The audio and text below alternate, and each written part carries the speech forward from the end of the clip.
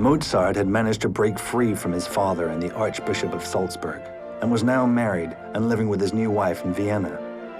His music had taken the city by storm, which made many of the other musicians insanely jealous. But Mozart had entered a successful and happy stage of his life. Mozart yearned for a place where he could express his ideas, musical, political, or otherwise, in an environment of support and equality. And he found just that with the Freemasons.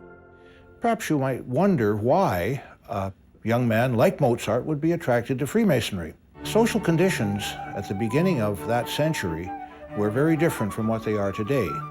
Although he was a great genius in music, he was little above the rank of a servant. In Freemasonry, he was able to meet with high and low-born. They were brothers. They met as equals. The Masons were founded in the Middle Ages, but by the 18th century, they had evolved into a brotherhood of philosophers devoted to doing good works. Their beliefs of democracy and equality amongst men helped provide the spark for the French Revolution. We have the French Revolution, and we have the American Revolution, in which free-thinking men certainly participated. George Washington, as we know, was a Freemason. And in France, the Freemasons played an important part in the thinking that generated the revolution. The free thought, the philosophical freedom, the notions of democracy. Although they are a democratic organization, much of the suspicion that exists about them is due to the secretive way that they conduct their meetings. These gatherings are based on certain ancient formulas and ceremonies that extend back in time to the ancient Greeks. You probably have heard of the ancient Pythagoras, and in music, he is credited, of course, with the invention of the diatonic scale through a system of proportions. Interestingly, in Freemasonry, we also give some credence to the Pythagorean system, based on the universe being founded on a series of numbers. Pythagoras was a Greek philosopher from the 6th century BC, whose theorem made it possible to create and execute perfectly straight angles. This sacred geometry allowed the early Masons to perform seemingly miraculous feats of engineering in the Gothic architecture of the Middle Ages. Pythagoras' contributions had such an impact on Masonic thought that the set square is one of the main symbols of Freemasonry to this day. Masonry is derived from the operative Masons who built the great cathedrals and castles and abbeys of Europe in the Middle Ages. Sacred geometry was a very important aspect when they were building. When we talk about the secrets of Masonry, the secrets of the operative Masons was indeed how they constructed, how they had those great vast stone walls, yet pierced with windows that would still stand. It may seem unusual today, in a society where all knowledge is available to everyone, that concepts like the Pythagorean theorem needed to be kept a secret. For the early Masons, it was essential. If everyone knew how to build a cathedral, they would be out of business. In order to protect their livelihood, they developed a strict hierarchy that kept their vast architectural knowledge secret. As the secrets were passed down through the generations, initiation rituals and secrecy policies became more elaborate, and the Masons became more than just a guild of builders. With the building of the cathedrals coming to an end, and the Reformation and so on, the stonemasons couldn't maintain their own lodges because there wasn't work for them. And that's when they invited in the prominent people in the various professions, the philosophers, the scientists, when they were invited to join the lodges. Masonry was not restricted to a single race or religion. By the end of the 18th century, members were required to believe in one supreme being with an all-seeing eye, who they called the Grand Architect of the Universe. The organization developed secret handshakes and symbols to represent their religious beliefs and their origins. By the end of the Middle Ages, during the time of the Crusades, the Masons had opened their membership to all free men who passed initiation, and the guild became a fraternity known as the Freemasons. The Freemasons may have appeared to be a philosophical gentleman's club during Mozart's time. However, it has long been speculated that they are much more than that. Freemasonry acquired a political dimension that angered monarchies across Europe. Many Freemasons, like Wolfgang Amadeus Mozart, were advocates for the termination of limitations to social mobility and believed in the ideals that spurred the French Revolution of 1789. For these beliefs, Freemasons were arrested by monarchs who feared limitations on their power. Their ideas were so feared in Austria during Mozart's time that the Empress Maria Theresa tried to ban the order altogether. Any opposition to Freemasonry is always based on lack of knowledge, perhaps blatant ignorance, whether that's by choice or by misfortune, I'm not prepared to say.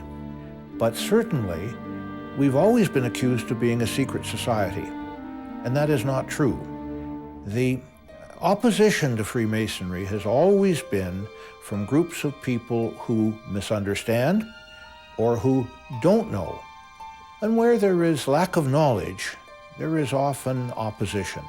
There is often suspicion. Much of the suspicion and speculation about Freemasonry revolves around the number of powerful men that have been Freemasons throughout the ages, and the extent these men have influenced world events. Most of the founding fathers of the United States were Freemasons, as were President Theodore Roosevelt, Franklin D. Roosevelt, Harry Truman, Lyndon B. Johnson, and Gerald Ford. Yes, Masonic lodges do discuss their business behind closed doors, like any corporation or any family. The secretive nature of Freemasonry and the theories about its origins are simply the stuff that best-selling novels and blockbuster movies are made of. But to Mozart, Freemasonry provided a place of support and refuge from a society that simply didn't understand how he saw the world or how to revere his talents. Mozart's world was music, which relied heavily on the rules of symmetry, order, and balance, concepts that also play an important role in Freemasonry. Someone has said that architecture is frozen music, and you could go in reverse, that music is liquid architecture. That, I think, maybe is the basis of our thinking through music and Freemasonry. To his fellow Freemasons, he's considered Brother Mozart to this day. And the lessons that Mozart learned from his Masonic brethren would heavily influence his music in the latter part of his life, culminating with the Masonic masterpiece, the Magic Flute.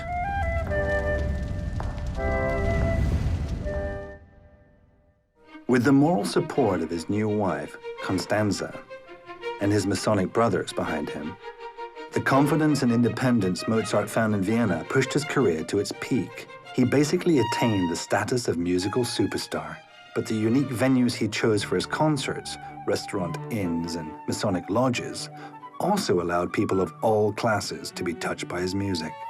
The high point of his financial success when he was about age 30. He's living in the most luxurious apartment that he's ever had, right in the middle of the old walled city of Vienna. And he's living very comfortably. Money did not keep his life free of tragedy. Mozart and Constanza would have 6 children, but sadly, only 2 would survive. Also, on May 28th, 1787, Wolfgang's father, Leopold, passed away in Salzburg. In spite of their difficulties, Mozart cared a great deal for his father and felt his loss deeply. In many ways, Leopold kept his son grounded, and without his financial advice, Mozart's fortunes took a definite turn for the worse. Mozart was one of those artistic geniuses that never did things by halves. His entire being was invested in the activity of the moment. Now, whether that was music, whether it was the ladies, whether it was having a good meal and a good party, every fiber in his body would vibrate with that intensity that, of course, produced the great music. That's why we have it. In an effort to generate income, Mozart finally got what his father had hoped for him all along. In 1788, he was appointed the Imperial and Royal Court Composer of Vienna, but the salary was very low and barely paid the rent. His entire family struggled with various illnesses. Mozart became very depressed and was forced to borrow money from his fellow Freemasons. He eagerly wanted to stage a comeback and regain some financial security. He found an inventive new inspiration to compose opera from a libretto penned by fellow Freemason, Emanuel Schikaneder.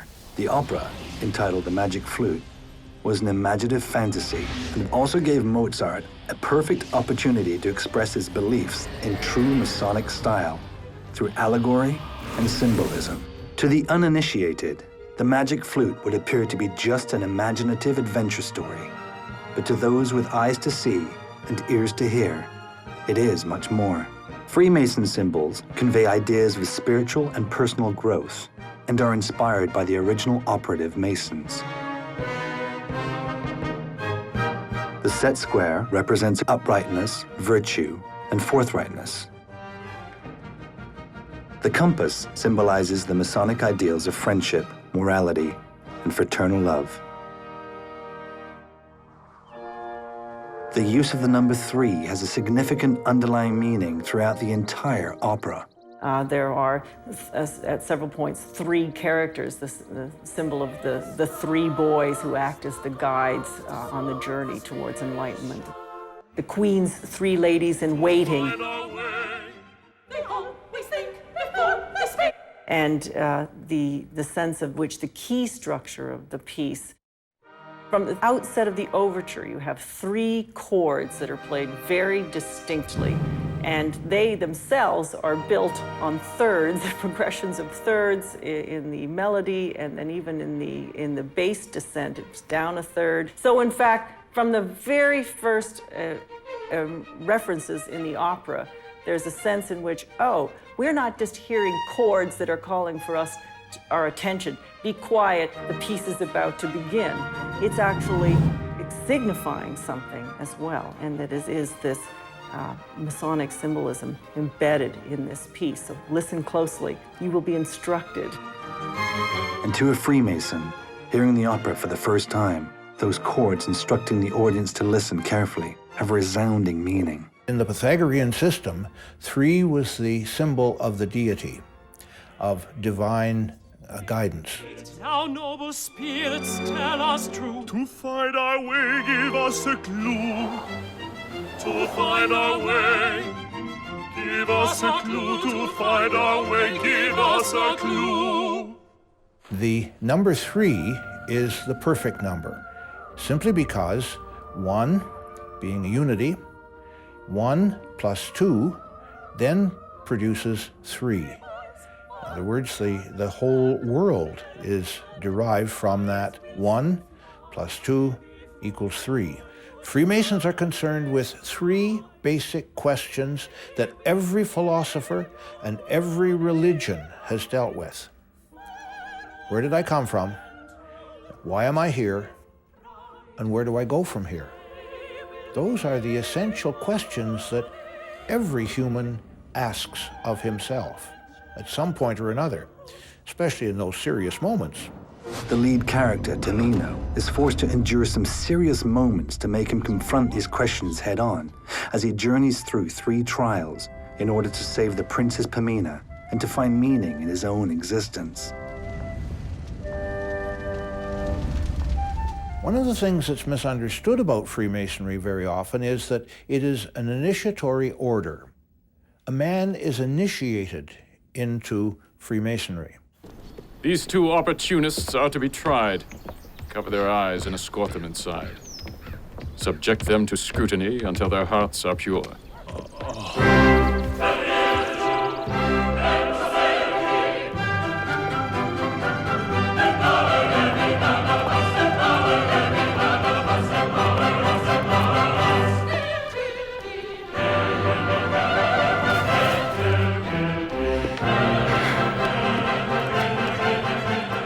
In the Magic Flute, we have the trials. Papageno, I'm here.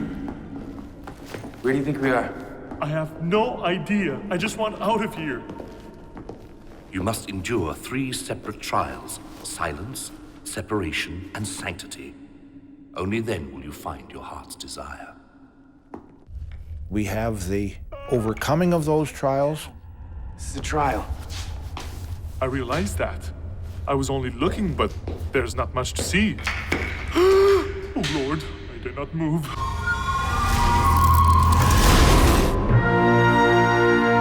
The night is now battered. The dark will surrender. And yield us our sight. To this day, Freemasons must go through certain rites of initiation before they are considered full members of the order. And it is this voyage of self-discovery that leads to the ultimate goal: enlightenment.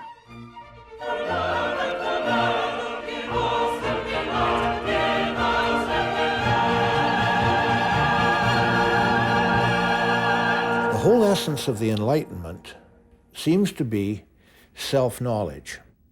From the most ancient of days, as we like to say, from time immemorial, over the portal of every chamber, every temple of initiation, the words, "Know thyself," are inscribed. That's the essence of Freemasonry. I am a prince, but like a lover without a true love, a ruler without a purpose can never amount to anything until he uncovers his heart's desire. In Freemasonry, we offer a course in self-discipline. That leads to self-realization, and finally, self-fulfillment. To be the best man you can be. And that's why we never ask anyone to join. We will never ask a man, no matter how eager we think he might be. It must be his decision. He must be ready to answer those questions for himself. What do you want in this sanctuary? I'm prepared to make a sacrifice to the brotherhood that governs this sanctum sanctorum.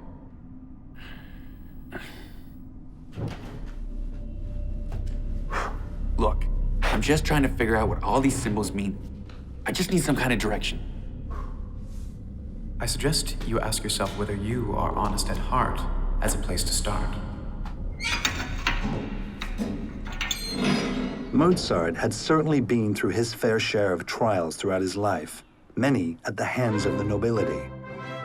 The opera stage allowed him a platform to express his views through symbolism and allegory. When we get to the realm of Sarastro and his court, that's where we get a sense that, yes, there could be actual people being represented on stage.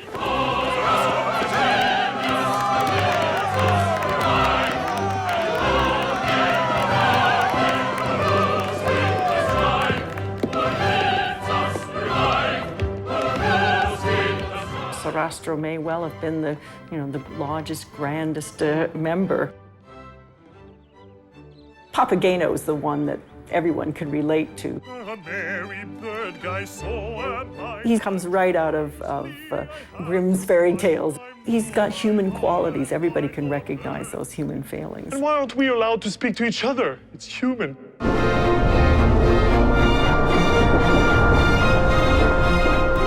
Mozart's delightful score and fantasy poked fun at the aristocracy he had grown to despise over the course of his career.